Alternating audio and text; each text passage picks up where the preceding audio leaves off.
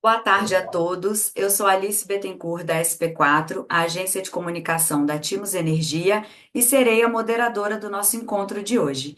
Em primeiro lugar, eu gostaria de dar as boas-vindas a todos vocês aqui, em nome da Timos Energia, da Datlas e dos nossos apoiadores hoje. Teremos conosco os seguintes especialistas: o Renan Lima Alves, que é presidente da Associação Brasileira de Data Centers e CEO da Boost Engenharia; o Giovânio Santos, que é diretor de novos negócios na Timos Energia; o Rafael Gomes, que é sócio e head da área de energia do Lefosse Advogados; o Luiz Ortega, que tinha sido anunciado aqui como nosso painelista, cofundador da Datlas, teve um imprevisto; e o Paulo Renato Resch, que é o head de engenharia da Datlas, chega no nosso time para conduzir a apresentação. Nossa dinâmica vai funcionar da seguinte forma: nós teremos uma rodada de apresentações dos painelistas e, na sequência, nós vamos abrir para perguntas. Vocês podem enviar perguntas para nós pelo chat. Nos próximos dias, vocês vão receber a gravação desse encontro por e-mail. Desejo a todos agora um bom webinar e passo a palavra para o presidente da Associação Brasileira de Data Centers e CEO da Bush Engenharia, Renan Lima. Renan, é com você.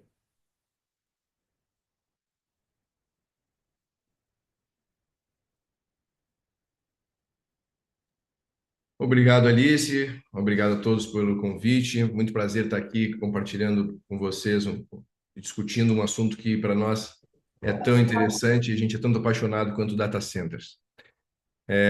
Antes de mais nada, aqui a gente preparou uma apresentação para vocês. São 7 minutos mais ou menos de apresentação e depois a gente vai ter a oportunidade de fazer perguntas.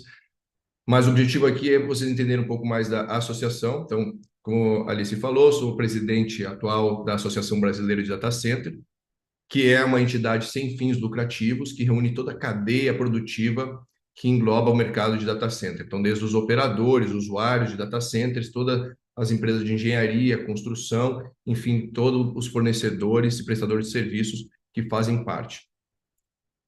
E essa associação, ela iniciou em 2020 e somos já mais de 150 associados.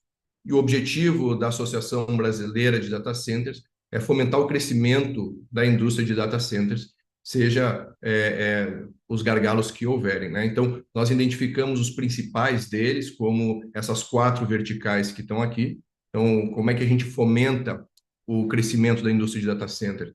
Primeira questão é através da educação. Então, não existe um curso específico que trate sobre data centers, seja nas universidades ou nos cursos profissionalizantes.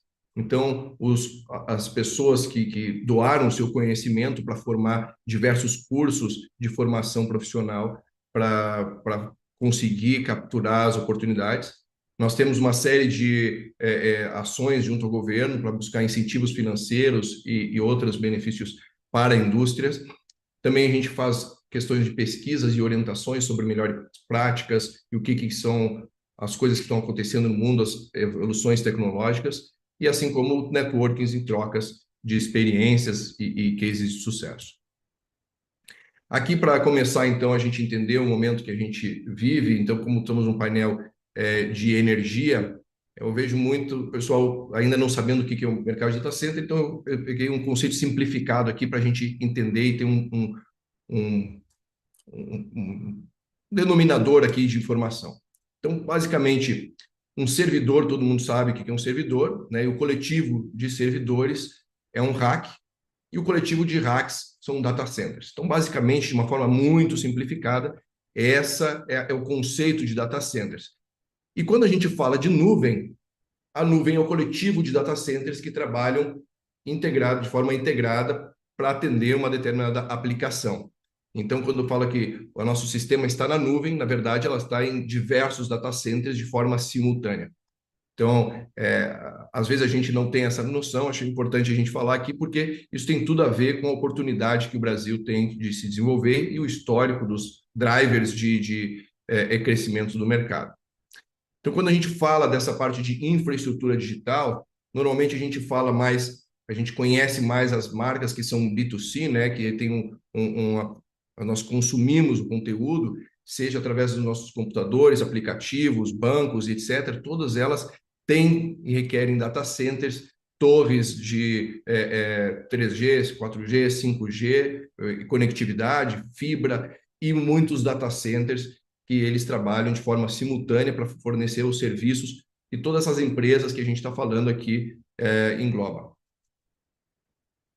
E aí nós vamos falar um pouco sobre esse momento que a gente vive de forma internacional e primeiro entendendo sobre quais são os drivers de crescimento do setor. Então, digamos, para a gente resumir aqui, até 2010, o mercado brasileiro ele era muito formado de empresas corporativas que cada uma tinha seu próprio data center, isso existe ainda, e começou o mercado de cloud computing, que, como a gente já viu, são uma série de data centers que trabalham de forma reunida para atender uma determinada demanda.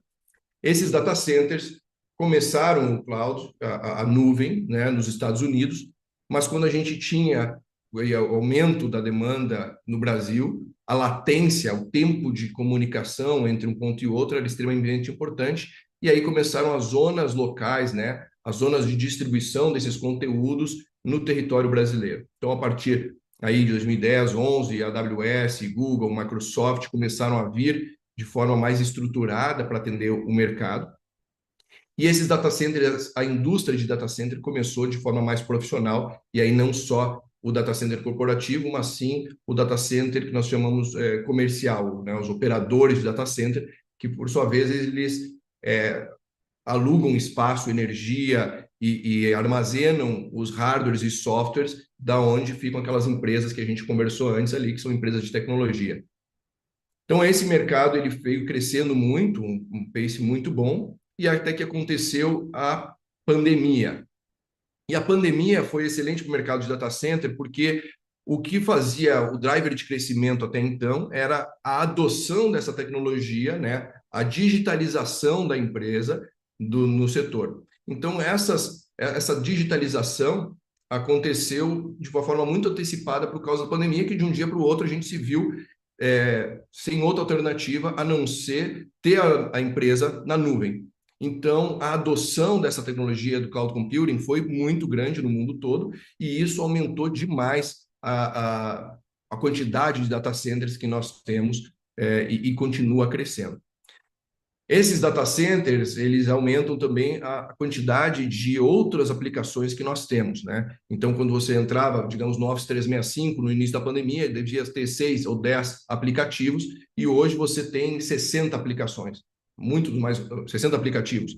Então, essa tecnologia disponibiliza outras tecnologias que aí a gente vai vendo uma reação em cadeia que cada vez precisam mais e mais data centers. Data centers esses centrais, a maior parte deles estão aqui no Sudeste, mas também distribuídos, regionais, para a gente realmente ter essa experiência de usuário com uma velocidade muito rápida. Então, quando a gente fala de velocidade rápida, não é só a banda ou a conectividade de fibra, mas sim a distribuição desse conteúdo no Brasil inteiro, no território. Então, isso é o primeiro driver de crescimento. E aí, com isso, veio a inteligência artificial. A gente vai ver nos slides a seguir sobre a inteligência artificial, realmente é um crescimento vertiginoso, que todo mundo entende, mas para a gente entender parte de infraestrutura disso. A inteligência artificial, ela roda onde? Ela roda em data centers. E muitas vezes nuvem também. Então, primeiro ponto a inteligência artificial não está disruptando a parte de cloud computing, edge e outras tecnologias que também requerem data centers, mas ela está incrementando essa demanda. Então, aqui nessa parte de cima desse paralelo, a gente tinha assim, a estrutura de conectividade do cloud computing, ela vinha por availability zones, né?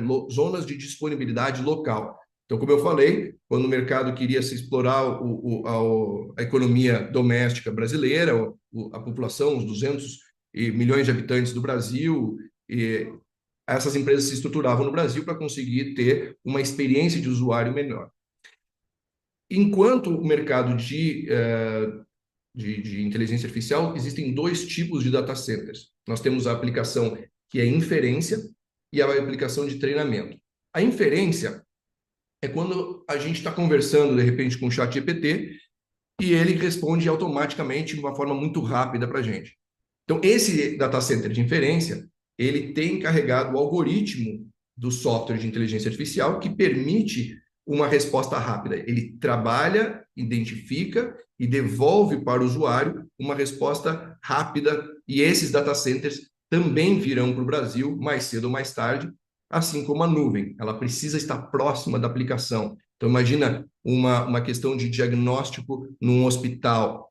Você precisa tratar a imagem ali, porque se você tiver que tratar essa imagem em Nova York, no data center em Miami, a quantidade de banda de comunicação que isso vai levar até ir ao data center lá, ser processado e voltar, é muito grande. E, além disso, demora muito tempo. Então, esse data center virá para o Brasil e isso já é um ponto incremental. Mas o grande ponto aqui, que eu acho que é relevante para o nosso mercado, são realmente os data centers de treinamento. Esses data centers, eles colhem todas as informações dos data centers de inferência e eles vão melhorando o algoritmo e devolvendo esse algoritmo para os data centers de inferência para que eles tomem as ações. E esse data center de treinamento, ele não requer uma latência crítica, né? O que significa isso? Ele pode estar no Brasil e tratando os dados da Europa ou dos Estados Unidos. Então, esse é um ponto super importante, porque a gente consegue não só capturar as oportunidades de desenvolvimento tecnológico para o Brasil, em função da nossa economia local, em função do nosso mercado, nosso PIB, nossa renda per capita, densidade populacional, mas também a gente importar operações de data centers para servir outros países e a gente exportar dados. Tá?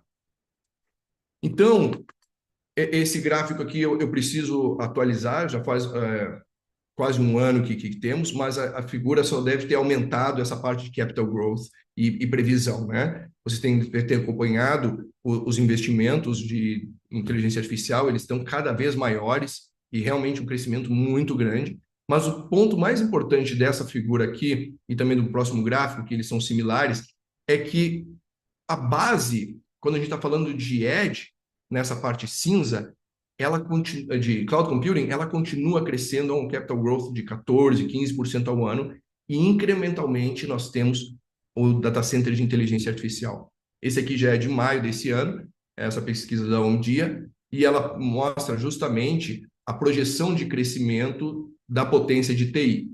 Então, um ponto importante aqui estamos num fórum de energia, o mercado de data center, o denominador de informação é sempre potência de TI instalada, né? Então, isso mostra a grande oportunidade.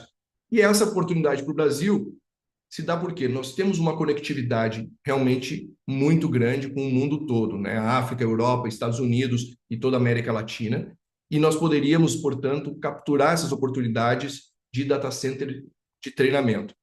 Então, hoje, todo o mercado de data center, ele requer necessariamente energia renovável. E isso é um ponto importante que a sociedade exige e ele é um deal breaker para todas as empresas de data centers, e isso faz com que o crescimento seja cada vez mais difícil em alguns países. Hoje nós temos nos Estados Unidos, por exemplo, uma demora de 5 a 8 anos de tempo para conseguir ter conexão, um data center ter conexão à concessionária, e eles têm um programa também chamado Bring Your Own Energy, né? Traga a sua própria energia. Então, quem quiser construir um data center precisa fazer um aporte na geração ou transmissão. E a energia renovável da Europa também, alguns países como Holanda, como Alemanha, estão tendo uma restrição muito grande para destinar elas para data centers, porque eles querem que seja para a economia local. E isso faz do Brasil, com a matriz elétrica que nós temos, com mais de 86% de energia renovável, uma característica única, uma barreira de entrada, digamos, ninguém consegue comparar isso facilmente da noite para o dia. Nosso custo de energia, em comparação com outras economias que são as principais de data center, como Estados Unidos, como Ásia, como Europa, elas são muito atrativas, embora a gente tenha bastante impostos nela, né? Nós temos uma capacidade ociosa na rede, todos estamos vendo a questão de curtailment que está tendo em função do Nordeste, e nós temos uma série de projetos que já estão aprovados, mas não estão sendo instalados em função de falta de demanda. Portanto, isso é uma questão única que o mercado consegue realmente capturar esses grandes data centers. E aí, quando eu falo de grandes data centers, aqui tem uma questão que nós estamos com uma base instalada de aproximadamente 580 megawatts de carga TI no Brasil. Isso a gente pode colocar seguramente mais 50% de carga que é para refrigeração dessa carga TI, né? Então nós temos quase 1 mega, aí os 800 mega, aliás, de data centers no Brasil, o consumo do data center. Mas esses data centers até então, eles foram todos destinados para cloud computing. E esse data center grande que nós chamávamos, eram data centers de 8, 10 megawatts de TI, às vezes 20, ou trabalhavam num campus onde tinha 40, 50, 80 mega de data center. E com a inteligência artificial, nós vemos agora potências de projetos de 1 giga, 2 giga, ou como a OpenAI agora acabou de pedir para a Casa Branca, 5 giga de energia para os seus data centers. Então, a quantidade, o tamanho, o porte desses data centers, eles realmente são muito diferentes do cloud computing, que continuará crescendo. Então, hoje, na questão de Brasil, nós reunimos a indústria, né, como o maior mercado de data centers da América Latina, muito sólido, muito experiente, com profissionais altamente qualificados, empresas muito boas, desde a parte de operação, engenharia, construção, em todos os pontos. Nós temos energia renovável abundante, né, diferente de outros países da América Latina que tem uma restrição energética muito grande, para emergir realmente como um hub global de data center e figurar não só como um importante player para a nossa economia local, mas em função também da economia global. Então, aqui só alguns desafios, eu vou passar rápido, acho que meu tempo já se estourei, né, Alice? Mas o primeiro ponto é a densidade de potência. Então, por que isso é tão importante que a gente está falando? É que antes nós tínhamos de 8 a 10 kW por rack, e agora nós temos 50 a 100 kW por rack, ou até mais potência por rack. Ou seja, aquele pedacinho de rack que eu mostrei lá no início, hoje ele consome 10 vezes mais energia e a escala continua sendo a mesma, né? De volume. Nós temos vendo cada vez mais projetos como esse aqui de Portugal, que são campos de 1,2 gigawatts de TI. São projetos realmente muito maiores do que a gente estava vendo antes, e esses são data centers de treinamento, seguramente. Nós temos uma questão de prazo. Essa aqui é é um projeto da Tesla, né, em Austin. Esse projeto, eles tinham um data center de 130 megawatts e estão fazendo o upgrade para 500 megawatts, um monte de máquina da NVIDIA lá, H100, mas esse projeto se dá em 18 meses.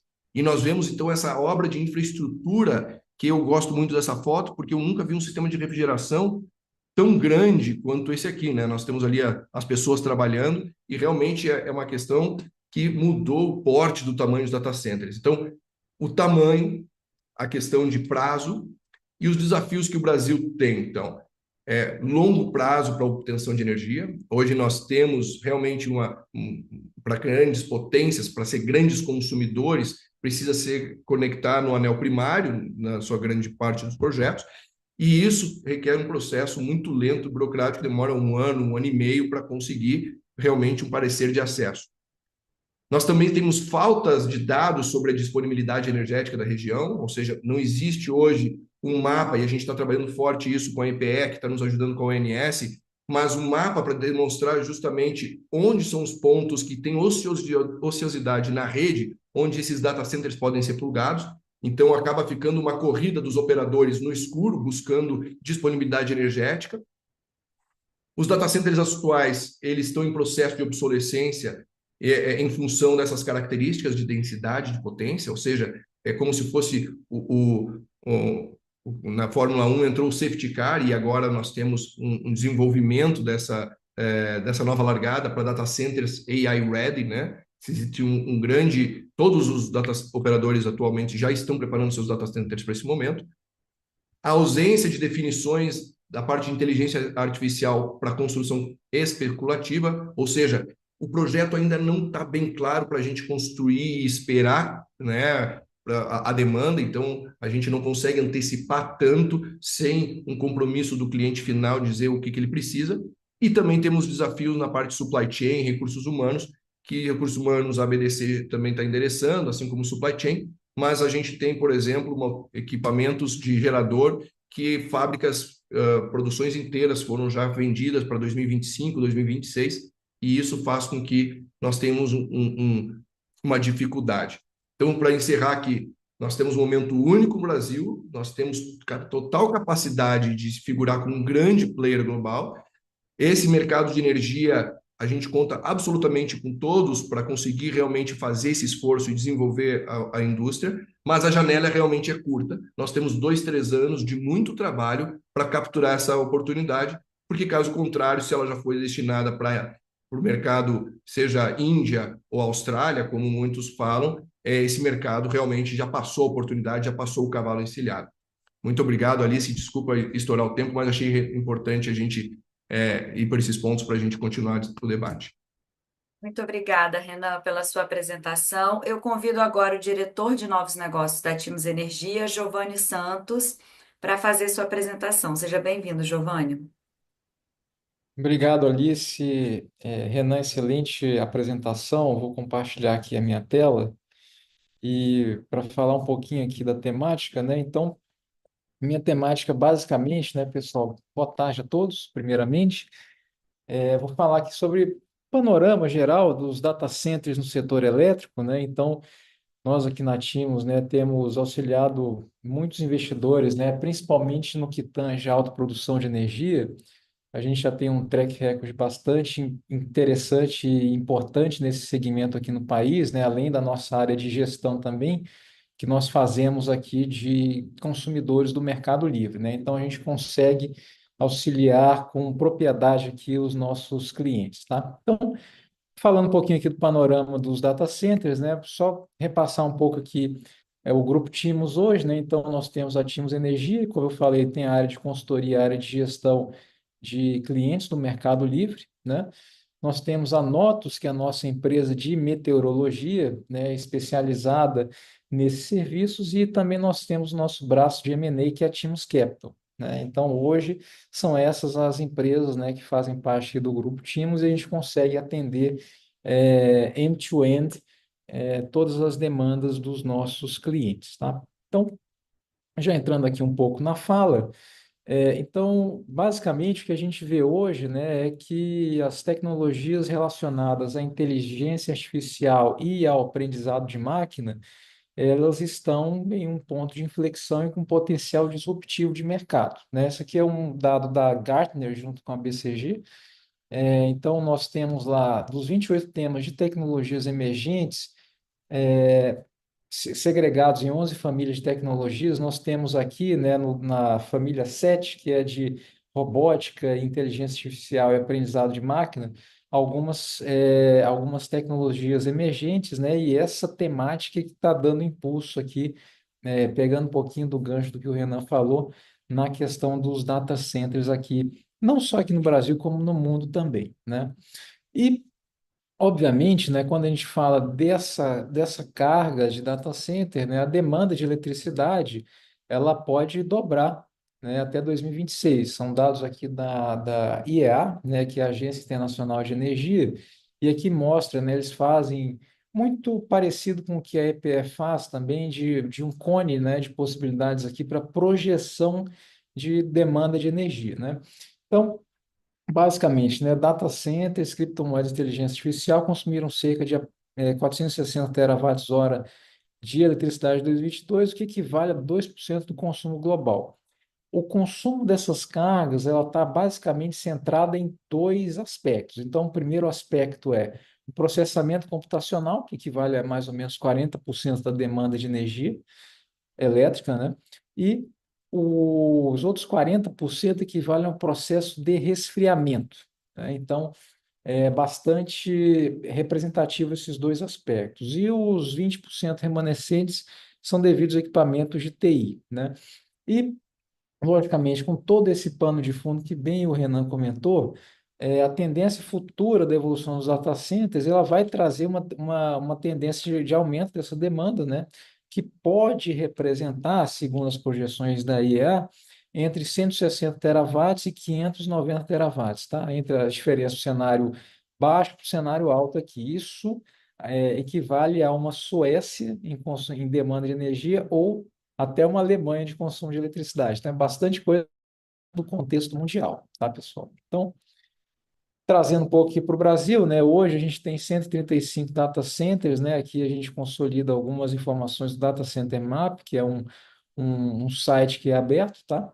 E esse segmento ele apresenta grande potencial de aumento para esse tipo de instalação no território nacional. Obviamente, né, para aproveitar essas oportunidades em sua potencialidade máxima, os desenvolvedores eles precisam considerar vários aspectos, né, modelos paramétricos, por exemplo, de previsão de crescimento de consumo por estado, consideração de premissas de novas políticas de incentivo, né, ao uso de data centers, cenários de eficiência energética de componentes utilizados em racks, os data centers, né, cenários de estratégia na gestão de processamento e armazenamento de dados e estratégia de atuação dos principais players no segmento de data center. Então, tem todo esse contexto aqui para potencializar o aproveitamento dessa oportunidade aqui dos data centers no Brasil.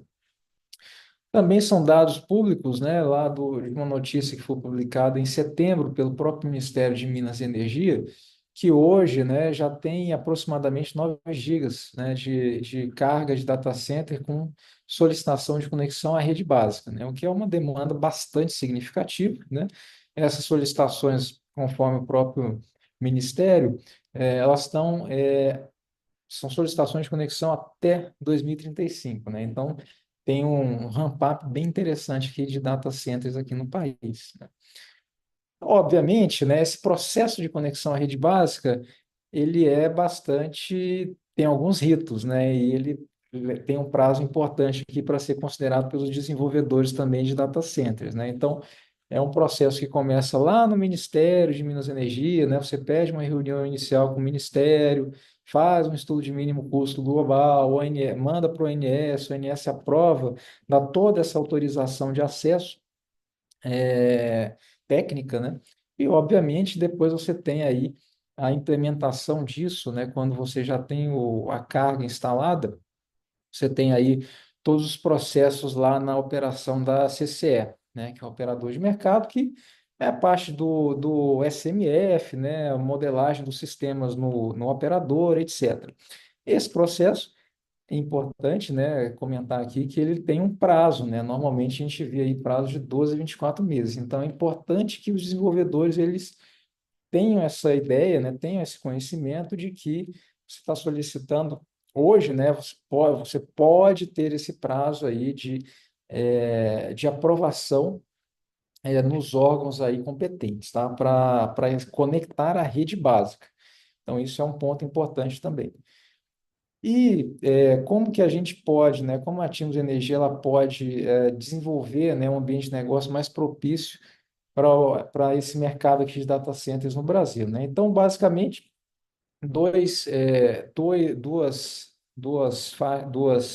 pilares aqui: suporte e acompanhamento junto aos órgãos e autarquias competentes, né? Tanto a MME, a EPE, a ONS, a ANEEL. Então, a gente consegue fazer aquele processo de conexão na rede básica. A gente consegue também elaborar o estudo de mínimo custo global, acompanhamento também como engenharia do proprietário, né? De todo o processo de conexão, bem como das próprias obras, né? Necessárias. E, obviamente, como a gente tem a área de gestão aqui interna, modelagem e gestão do ativo na CCE.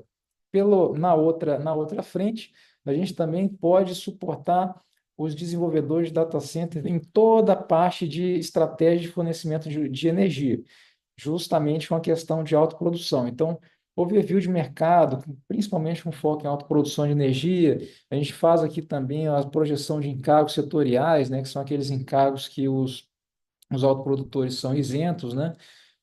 Estruturação do próprio modelo de negócio para o suprimento de energia a ser implementado, considerando critérios técnicos, regulatórios, comerciais, modelo de autoprodução e apoio durante toda a jornada de autoprodução de energia, desde a elaboração da RFQ, fazemos uma due diligence completa no ativo que está sendo ofertado para atendimento do data center, tá certo?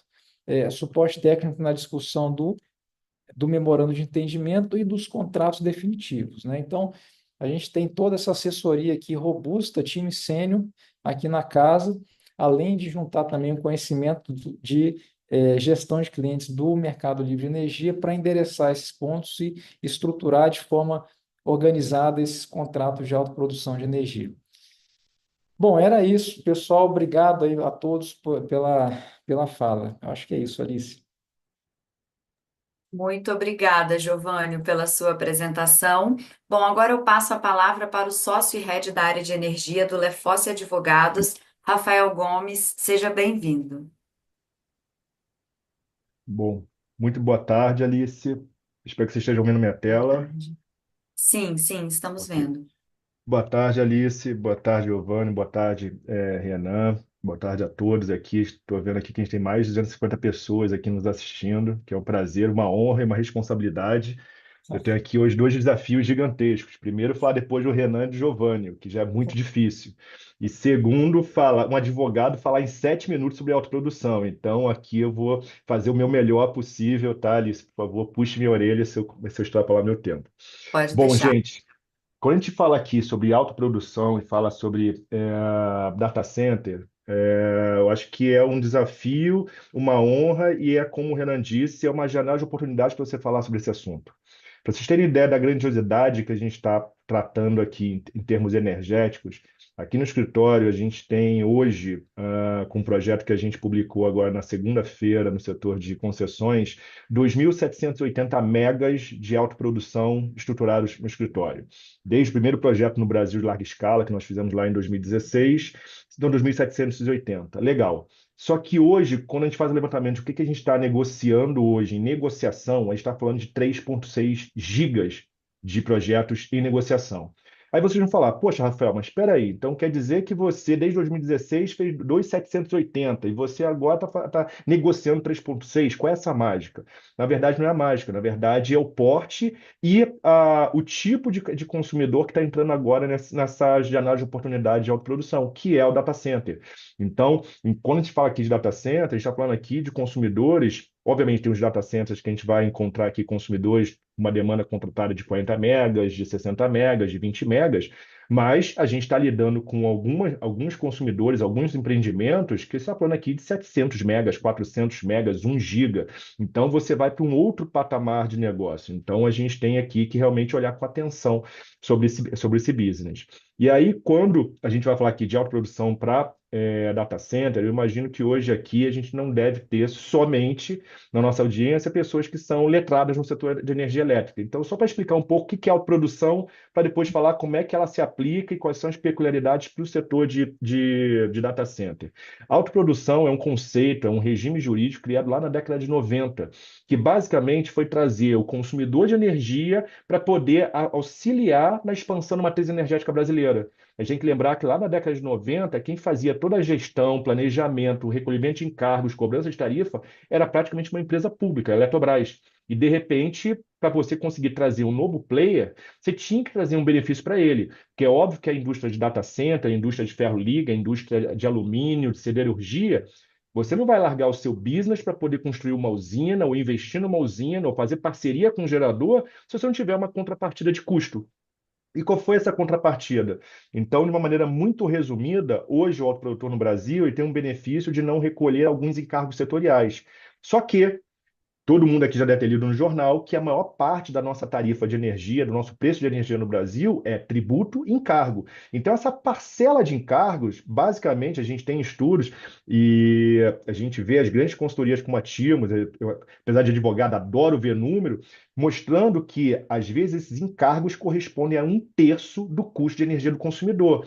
Então, você tem um consumidor, por exemplo, que está no Mercado Livre, que ele compra, faz um contrato de compra e venda de energia com uma comercializadora, pulverizadora, com gerador, e adquire aquela energia a R$ 150 o megawatt-hora. Só que esse não é só o custo dele. Ele vai pagar esse preço de energia para o fornecedor, ele vai ter um custo também da conexão, seja na distribuição, seja na transmissão, e vai ter um pacote de encargos que ele vai pagar também. Que a gente está falando aqui da conta de desenvolvimento energético, de Proinfa, encargo de energia de reserva e encargo de serviço sistema. Essa sopa de letrinhas aqui, elas correspondem a 1/3 do custo do consumidor. Então, isso se torna extremamente importante hoje para o consumidor de energia no Brasil, para ter uma energia realmente competitiva, uma energia que vai trazer para ele um custo de operação, um custo de instalação adequado para ele adequar o seu OPEX. Fazendo esse alinhamento do que é autoprodução, como é que isso se alinha? Por que o data center tem algumas peculiaridades? Eu acho que a gente tem aqui dois pontos principais para trazer para vocês. Primeiro, talvez a flexibilidade em relação ao modelo. Como a gente está falando aqui de um consumidor eletrointensivo com uma grande capacidade de consumo, a gente está falando de um consumidor que ele pode ser autoprodutor para as diversos tipos de autoprodução previstos hoje na legislação e na regulação.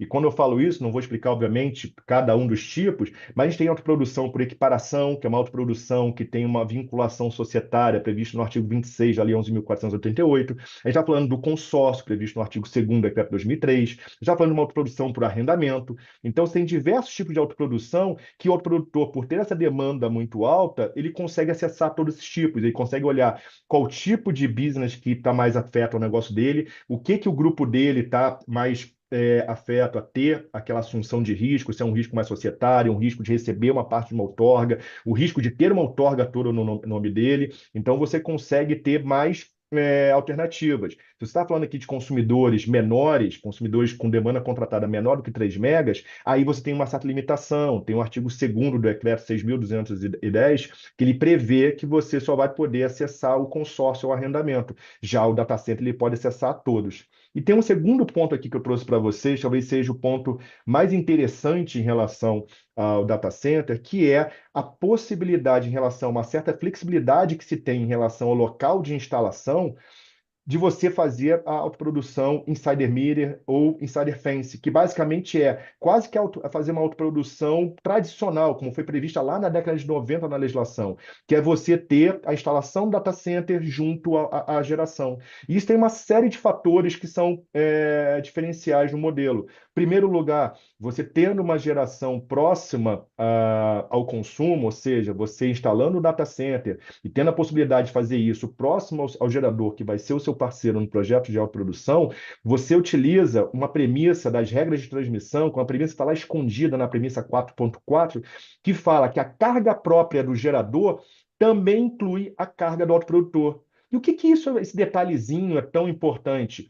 Quando a gente fala aqui de janela de oportunidade, hoje a gente tem um PL 414, a gente tem uma série de direcionamentos políticos do Ministério de que a gente vai ter uma mudança radical ou uma mudança bem abrupta na autoprodução no Brasil.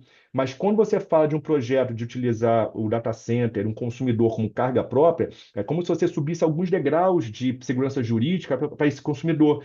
Por quê? Você vai atingir uma autoprodução que é praticamente aquela autoprodução mais fidedigna ao modelo criado na década de 90. Então, primeira coisa, você consegue dar um salto em relação à segurança jurídica e está um pouco mais longe de uma eventual mudança regulatória, legislativa, que está para acontecer a qualquer momento.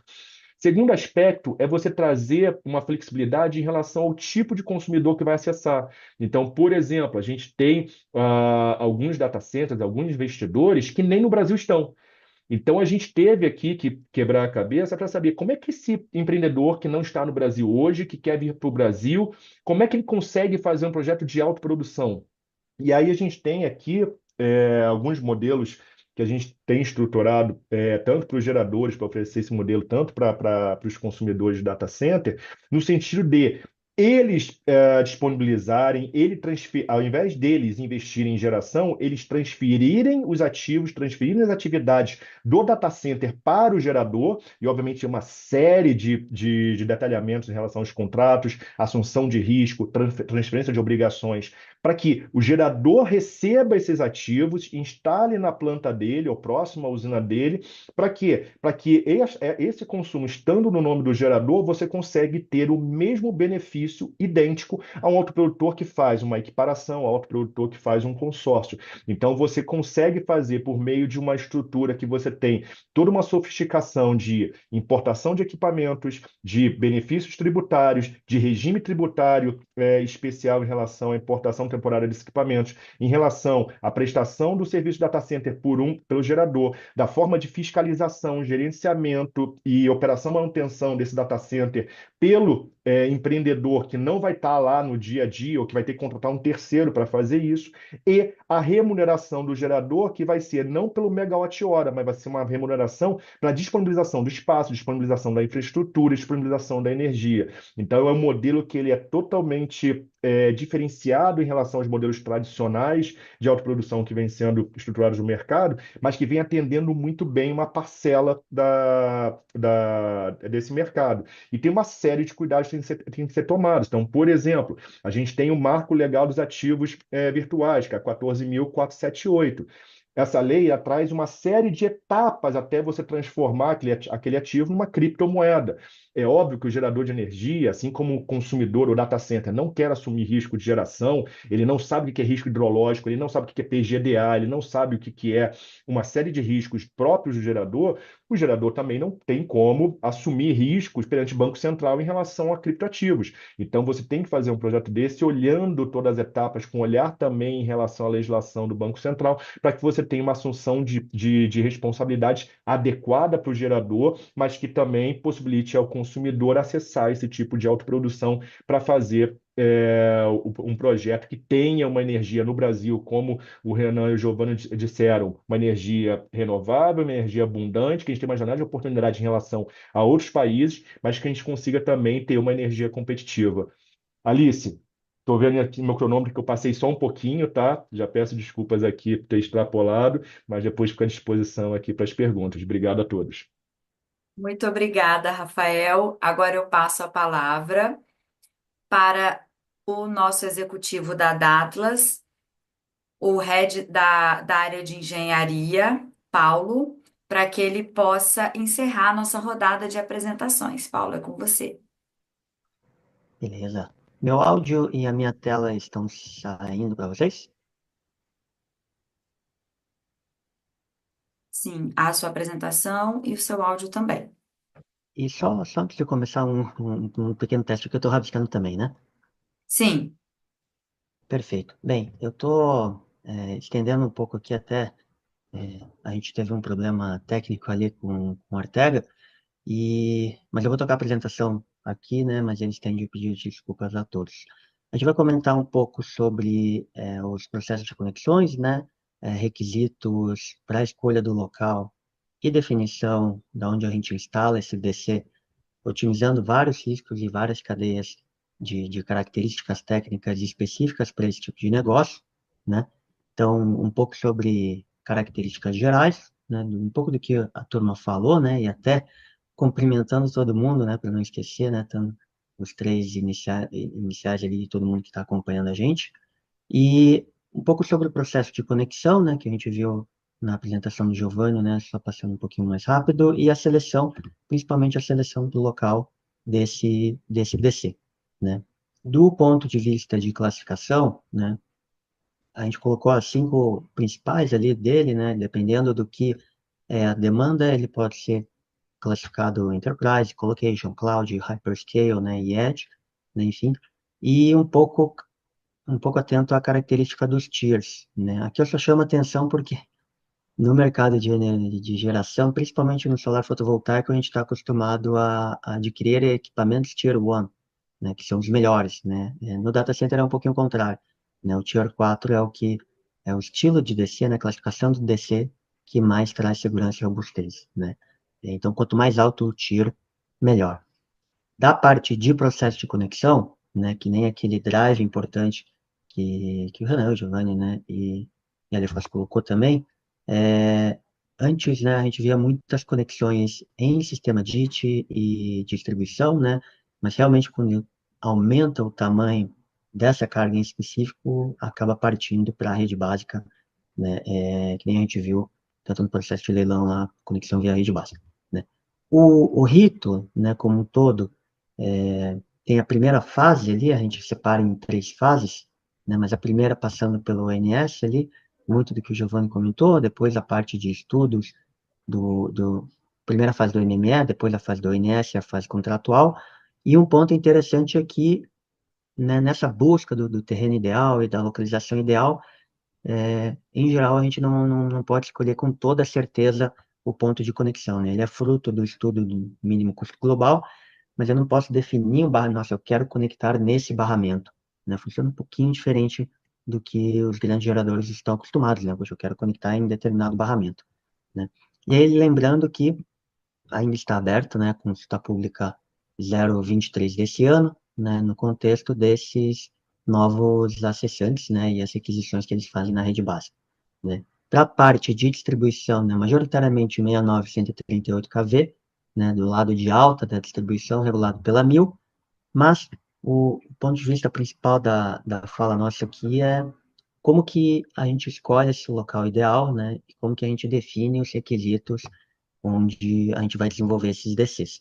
A gente separou em 3 categorias aqui, porque um pouquinho diferente do setor elétrico, a gente lida com conectividade em 2 níveis. O primeiro nível de conectividade realmente é na rede básica, né? Então, realmente no Sistema Interligado Nacional, onde que a gente vai conectar esses DCs para que tenha redundância de atendimento na carga, que eu encontre pontos de conexões favoráveis ao local em que eu estou escolhendo, né?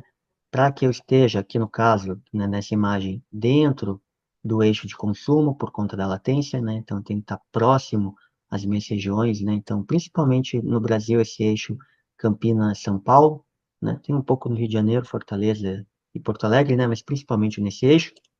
Então, o primeiro ponto seria realmente identificar esses locais de redundância no atendimento de suprimento de energia, né? Tanto do lado de rede básica quanto do lado de, né, alta da distribuidora também, dependendo do tamanho do DC.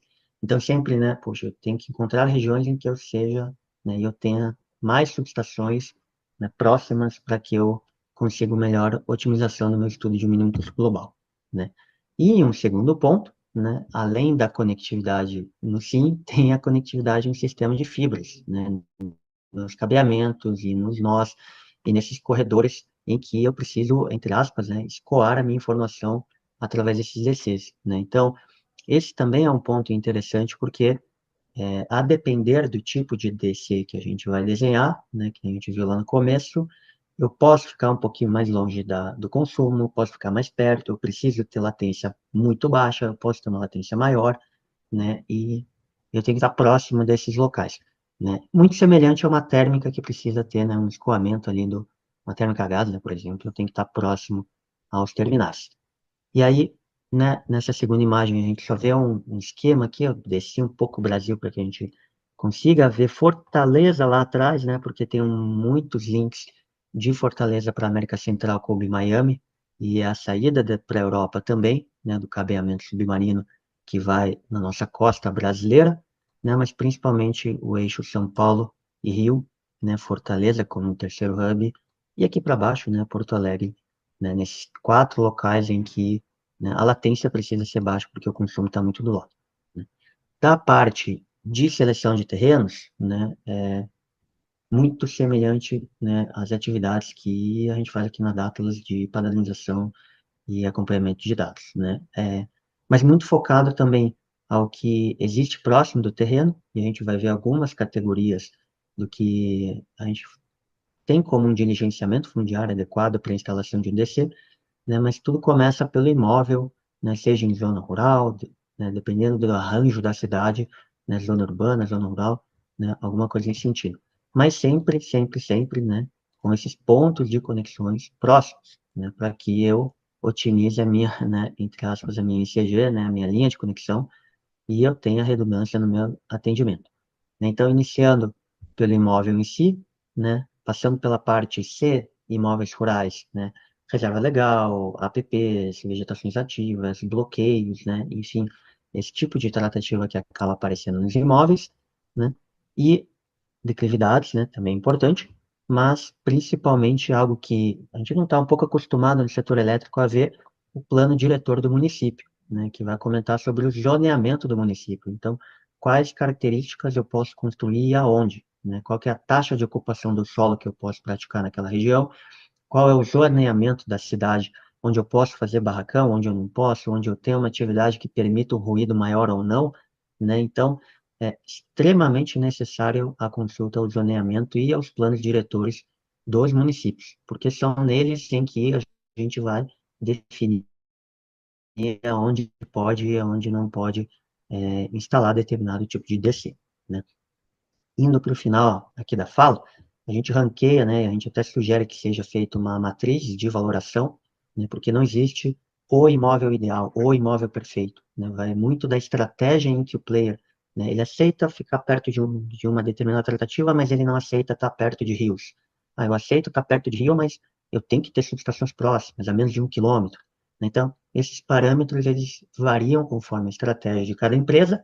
A gente elencou alguns aqui, né, para encerrar nossa fala, né, como rodovias e redundâncias em acessos terrestres, fornecimento de água, né, regiões alagáveis, né, tempestades e uso da água, né, porque tem que ficar atento ao uso da água, porque se eu tiver uma mina de exploração de água próxima, eu posso ter um risco de recalque do meu imóvel, né, e aí eu tenho que verificar se isso realmente é um risco que eu quero encarar e como que eu otimizo isso no meu projeto civil, né, porque se eu tiver recalque do meu nível de água, né, o terreno inteiro pode recalcar um pouco. Geodiversidade, solos, regiões, né, de processos minerários também, né, a gente tem um exemplo péssimo de uma mina que, né, afundou um pedaço da cidade recente aqui no Brasil, histórico de queimadas, né, onde que elas ocorrem, o porquê, depósitos, né, então pode ter um depósito perto ou não de inflamáveis, um depósito militar, um depósito de pneus, de armamento, né, e histórico de atividades sísmicas também. Como segundo, né, só um penúltimo slide, taxas de elevada criminalidade, né, então eu posso colocar esse meu DC em umas regiões sensíveis ou não, protestos, atividades públicas, né, eventos extremos climáticos, né, e rotas de aeroporto, né, e ferrovias também, a gente coloca como um dos, né, flag points, né, para eu evitar vibrações indesejáveis dentro da operação do meu DC. Então, são uma série de parâmetros, né, que a gente coloca numa matriz de valoração e define, poxa, o terreno é mais viável, o terreno é menos viável, a gente define como que a gente otimiza essa escolha pelo ponto de conexão e encontra os melhores locais para a estratégia que a empresa, né, define. Beleza, pessoal? Eu acho que eu avancei um pouquinho, mas agradecer a participação de todo mundo e aberto a perguntas. Muito obrigada, Paulo. Pessoal, vou começar a nossa rodada de perguntas. Renan, eu vou convocar você para responder a primeira, mas os outros painelistas sintam-se à vontade também, se vocês quiserem complementar depois. A pergunta da Rafaela Nunes Braz: se existe um investimento mínimo para viabilizar um data center e se vocês entendem que também é um mercado para players menores, pessoas físicas, offices investirem, né, se possui espaço para esse tipo de investimento ou se é mais para fundos. Muito boa pergunta. A real é que existe mercado para todo mundo, né? Esse mercado, nós estamos falando realmente que a gente chama de hyperscalers, são mega data centers, e aí nós estamos falando de investimentos de CAPEX de 10 milhões de dólares por megawatt, na sua média, de TI, né? Então, é um data center de 10 mega, ele custa 100 milhões de dólares. Mas essa métrica, claro, não é a mesma. Toda a indústria 4.0, um ISP, ele pode se transformar em data center. Você tem uma série de tecnologias que, como eu falei antes, elas não são disruptivas. Uma outra que você tem inteligência artificial com treinamento, inferência. Você tem a parte de cloud computing, edge, mini edge, e que cada vez mais isso começa a fazer diferença. O importante, então, tem espaço para family office. O BNDES tem uma linha de financiamento para estímulo da economia que lançou 2 bilhões de reais para a construção de data centers. Existem vários estados e municípios que estão dando benefício fiscal para estimular isso também, e isso é só um início. Então, sim, tem espaço, mas é claro, depende da estratégia, depende do produto, o que gera valor para uma estratégia não gera valor para outra, então são questões de uma análise mais profunda sobre isso. Muito obrigada, Renan. Bom, a próxima pergunta, Giovanni, eu vou convocar você para responder, é do Eduardo Silva Filho. Se vocês veem a necessidade de mudanças nas regras do setor elétrico brasileiro para atender este novo mercado. Olha, eu acho que aperfeiçoamentos, né, eles sempre vão existir, né, seja para qualquer tipo de situação, né, mas especificamente para esse segmento, né, de data center, né, é uma carga, você precisa conectá-la ou na rede básica, né, ou como bem o Paulo explicou, né, também você pode conectar na distribuição, e isso já está bem procedimentado, né, então, em tese, a princípio, não precisaria, né? Entendi, muito Só um obrigada. ponto aqui, um gancho assim, Claro. ó. Em tese não precisa, mas quando a gente fala de prazo para demorar um ano e meio para a gente fazer uma conexão no sistema primário, isso sim é um problema. Na distribuidora, ela consegue te dar um feedback por causa da regulação, que é diferente da transmissão, em 30 dias, e aí ela te diz sim ou não, e aí ela te dá um ponto de investimento que o operador tem que fazer, mas na parte da parte de transmissão, mesmo que o operador queira fazer investimento na linha, na transmissão, na ampliação da subestação, da transmissora, não pode fazer isso porque ele é regulado e precisa desse trâmite. Então, nesse ponto, sim, a gente precisa de uma força-tarefa diferenciada, que a gente já está trabalhando com a EPE e com a ONS, para, primeiro, mapear onde tem ociosidade, e para essa ociosidade a gente ter bolsões, um processo mais rápido, que é o que nós gostaríamos. E Alice, se eu puder também complementar o Claro. Renan e o Giovanni, eu acho que é exatamente nesse ponto a gente tem que aproveitar. Existe hoje uma consulta pública aberta, que é a CP 23 da ANEEL, que é justamente para tratar da conexão do grande consumidor, e é o exemplo que é trazido na nota técnica da ANEEL é sobre o data center, a rede básica, porque como o Renan disse, hoje chega a ser esquizofrênico o processo que um consumidor tem para poder conectar na rede básica. É mais difícil um grande consumidor conectar na rede do que um gerador. Então, hoje, o consumidor ele tem que seguir um decreto específico, o decreto 5597. É um processo absolutamente não linear, onde você vai no Ministério, volta para o INS, você vai na ANEEL depois, vai no Ministério para conseguir a portaria. Então, é um processo extremamente doloroso, processo demorado e que não atende, obviamente, se a gente tiver essa enxurrada de investimentos. Então, a gente pode perder essa janela de oportunidade dos investimentos também por uma questão burocrática de não ter um procedimento que seja linear e que atenda à velocidade que o mercado vai exigir. Eu acho que Muito obrigada. só para dar um wrap-up, né, pessoal? Uhum. Realmente, né, em tese não, mas é desburocratizar o processo, né? Eu acho que essa é a palavra, né, pessoal? Acho que é isso, né? Certo, eu vou convidar o Paulo então para iniciar a resposta dessa próxima pergunta, mas de novo vocês depois podem complementar também. Paulo Emanuel pergunta: a tendência de conexão de data centers no Brasil é que se concentre nos grandes centros, né, como os da região Sudeste, ou todas as regiões do país devem receber aí data centers? Bem, obrigado pela pergunta, Emanuel. A depender da função que ele vai desempenhar, ele pode ficar um pouco mais distante do centro de consumo, né? Por exemplo, se ele for, né, focado em storage ou cold storage, e eu não preciso de uma latência, de um tempo de resposta muito rápido, né, ele é focado em storage, ele pode ficar um pouquinho mais afastado, talvez, do principal eixo ali que a gente comentou. Então, quando a gente olha no mapa, né, até tem umas imagens de mapas para não me estender muito. A minha, a minha, a minha tela apareceu de volta? Ou não? Não. Não, não, não. Deixa eu ver. Então, só para eu também não me esticar, pode sim Uhum. outras regiões serem elencáveis, né, elegíveis à instalação de DCs, a depender da função que ele precisa desempenhar, né? Então, a gente vê alguns aqui no interior de Londrina, né, lá em Cascavel, Curitiba, né, São José do Rio Preto, um polo tecnológico muito forte, né, Uberlândia, BH. Distrito Federal, né? Nessa parte de conexões de fibras, realmente o grande eixo, né? São Paulo, Rio e as fibras para Fortaleza, para fora do país, mas outras regiões sim, né? Mato Grosso do Sul, por exemplo, né? É, então, a depender do que ele vai cumprir, né? Ele pode sim se afastar desse grande centro. Beleza? Certo, obrigada, Paulo. Rafael, eu vou convidar você agora para me ajudar com a próxima resposta aí primeiro.